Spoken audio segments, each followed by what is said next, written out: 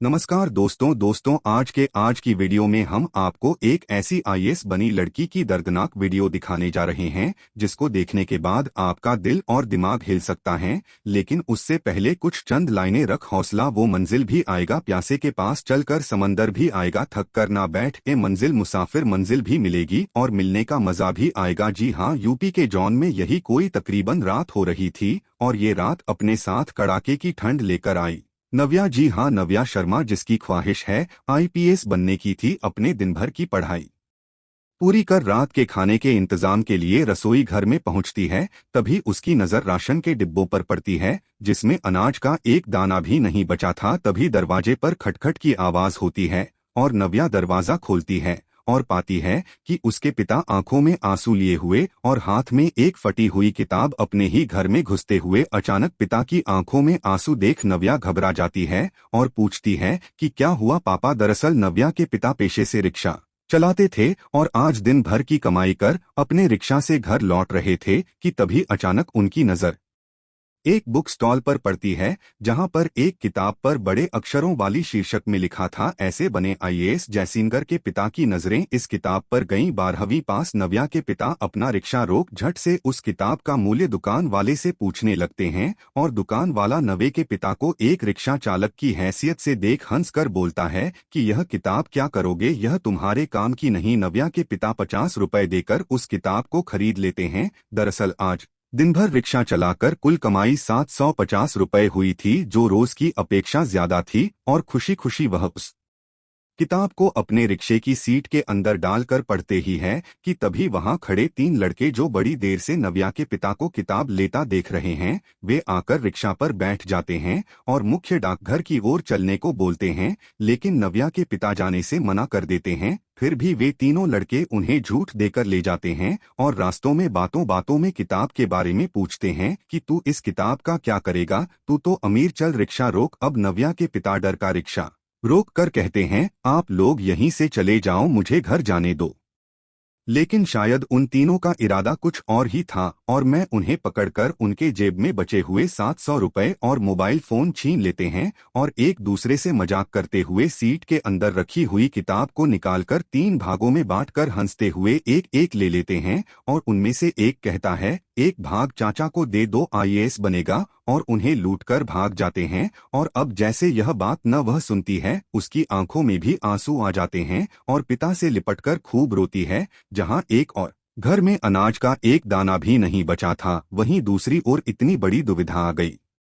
लेकिन अब नव्या यह ठान लेती है, उसके पिता को जिन लोगों ने मारा पीटा है, पैसे छीनने हैं, उनसे वह बदला जरूर लेगी। लेकिन जब जब वह फटी हुई किताब को पापा के हाथों में देखती, उससे रहा नहीं जाता और वह पापा से इसकी पुलिस कंप्लेंट करवाते हैं। लेकिन पिता पुलिस स्टेशन जाने के लिए हिम्मत नहीं थी, परंतु नवे थी तो एक आईपीएस की तैयारी करने वाली लड़की, जिसे यह अच्छी तरह मालूम था यदि ऐसे अपराधियों की पुलिस कंप्लेंट नहीं की तो अपराधियों का मनोबल बढ़ता है। और वह इन दिनों अपनी पॉलिटिकल सिलेबस में अपने मूल अधिकार को ही पढ़ रही थी और अब नव्या समझ चुकी थी कि हमारे अधिकार क्या है। वह झट से अपने पिता को लेकर नजदीकी पुलिस थाने पहुंचती है और एफआईआर दर्ज करने की बात पुलिस से कहती है। लेकिन शायद किताबों में पढ़े नव्या ने जो मूल अधिकार पढ़े थे, जमीन पर वह धुले हुए नजर आ रहे थे, क्योंकि थाने में कोई भी एफआईआर दर्ज करने को तैयार नहीं था और यह कह रहे थे कि रिक्शे वाले चोल वाले खुद ही मोबाइल फोन बेचकर झूठी रिपोर्ट लिखवाने के लिए चले आते हैं।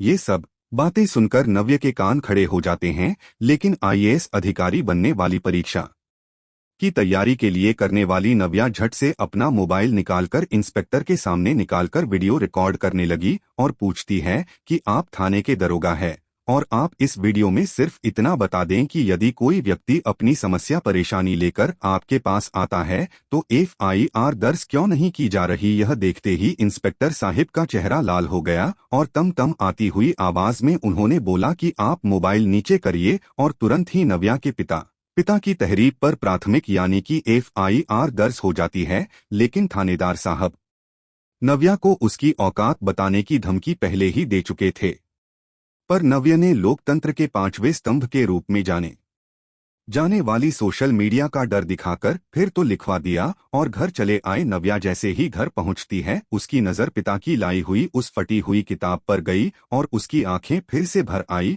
और उसने यह प्रण कर लिया, चाहे कुछ भी हो जाए, अब मुझे आईएएस ही बनना है। नव्या ने यह ठान लिया और अगली सुबह वहां अपनी पढ़ाई का नया टाइम टेबल बनाती है और यह सेट कर लेती है कि कैसे भी करके मुझे दिन के 10 घंटे पढ़ना ही है। और शायद किसी ने सही कहा है कि भूखा पेट के लिए कुछ भी कर सकता है। अब नव्या दिन के 10 की जगह 12 घंटे पढ़ने लगती है और इंटरनेट की मदद से करंट अफेयर और आंसर राइटिंग कैसे करते हैं, बेसिकली इन सब की जानकारी ले लेती है। और इधर दूसरी ओर पिता के साथ हुई लूटपाट की IR सरकारी पन्नों में दबी धूल की मिट्टी चढ़ रही थी।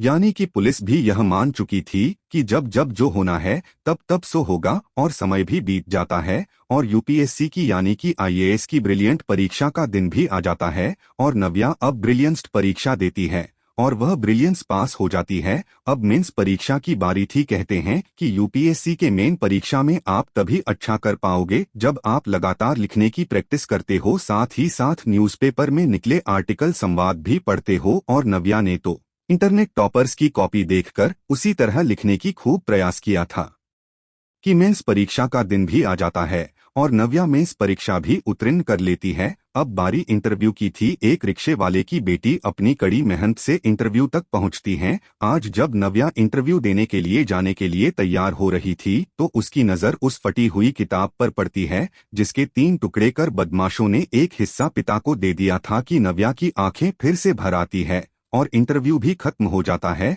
अब बारी अंतिम रिजल्ट की थी, यानी कि फाइनल रिजल्ट की देर शाम यूपीएससी का रिजल्ट आ जाता है और नव्या ने आज अपने नाम के आगे आईपीएस लगा लिया था। जी हां, नव्या को आईएएस वाली रैंक मिल चुकी थी। पिता को यह यकीन नहीं हो रहा था कि बेटी अब आईपीएस नव्या हो गई है। नव्या दौड़े दौड़े घर में जाकर वह फटी किताब लाती है जिसे लुटेरे ने पिता को दी थी और उसे देख बेटी और पिता खूब रोते हैं। लेकिन आज यह आंसू खुशी की थे और पिता झट उस बुक स्टॉल पर जाकर उस किताब वाले को मिठाई खिलाते हैं जहां से उन्होंने उस किताब को लिया था। और आज बुक वाले को यह यकीन हो गया था कि किताबें कोई भी ले जाए, यदि सही ढंग से प्रयोग करें तो कुछ भी असंभव नहीं है। आज नव्या आईएएस नव्या बन चुकी है और जिस बिजली में जाती है वहां पर कानून व्यवस्था का काया पलट कर रख देती है। दोस्तों, जो हार्ड वर्क है, यह वर्ड हार्ड वर्क आप सभी सुनते होंगे, आप सभी अपनी राइटिंग कहीं भी करते होंगे, आप कहीं आंसर लिखते होंगे तो वह हार्ड वर्किंग टर्म आप कहीं ना कहीं यूज करते होंगे आप अपनी डेली लाइफ में। बट क्या आपने कभी इसे डेली लाइफ में इम्प्रूवमेंट किया है? अगर किया है तो रिजल्ट आपके सामने पॉजिटिव होता है।